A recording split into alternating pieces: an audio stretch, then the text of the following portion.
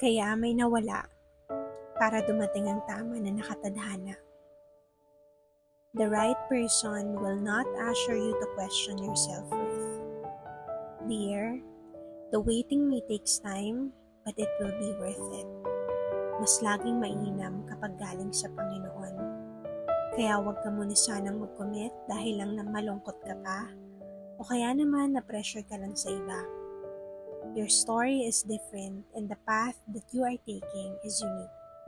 Every twist and turn is connected to the exact moment that you've been praying for. It always pays to wait. It's better to sacrifice now and enjoy later than to enjoy now and sacrifice later. Your heart is a real treasure, so protect it. Mas mabuti nang wala kesa naman mali. The right person is worth the wait and sacrifice. One day, we will look back and say, buti na lang naghintay ako para sa'yo. With love and prayers, Noel.